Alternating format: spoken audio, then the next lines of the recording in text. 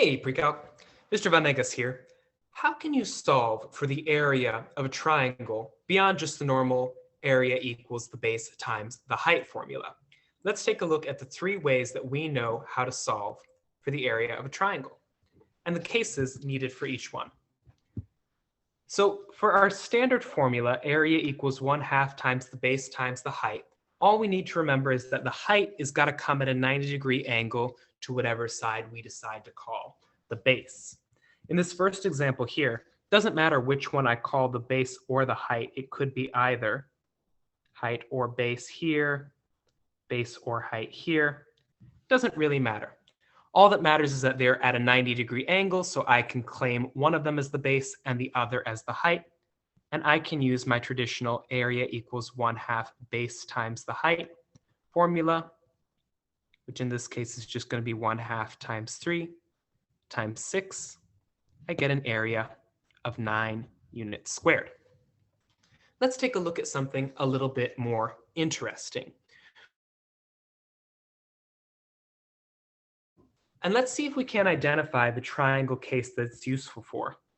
Notice that I've got AB sine C times 1/2 is going to be equal to the area. And in fact, on Friday, we saw that that was the true if we wanted to do any other combination. We could also say area equals 1/2 of A times C times the sine of B, or area equals 1/2 of B times C times the sine of A. But in this case, let's stick with what we've got, because I've got an angle A here and a side over here that I don't know. That's side A, doesn't really matter here. And side C equal to 7 and B equal to 8. I'm labeling these by just looking at whatever side is opposite a given angle. So it seems clear that this third form is going to help me out the most in solving for the area here.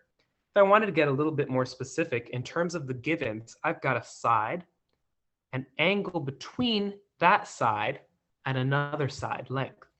This is a side angle side triangle. I know how to solve these, but if I'm looking for the area, this is going to be all I need. My area is going to equal 1/2 times my two side lengths here, 7 times 8, times sine of the angle that's smushed between them, angle A, that's 30 degrees.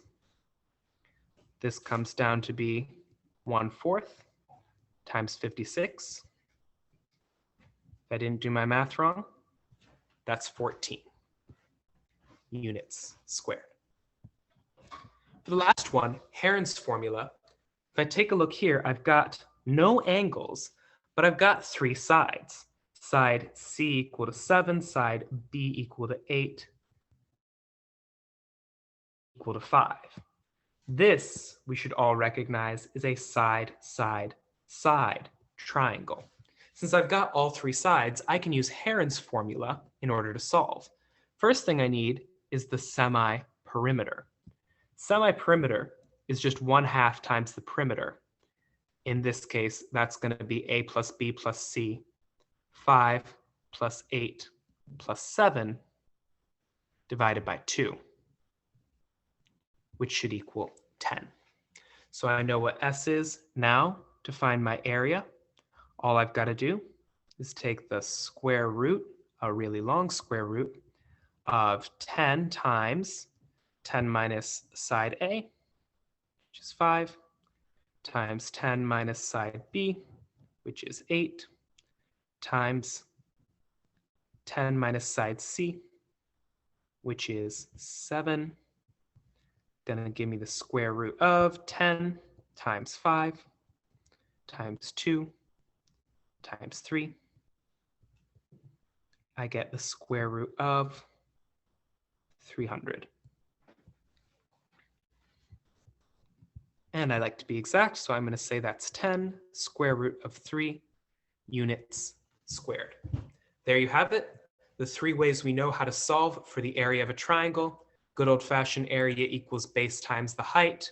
We can use our trick involving a side angle side triangle, Or if we've got a side-side-side triangle, we can solve using Heron's formula.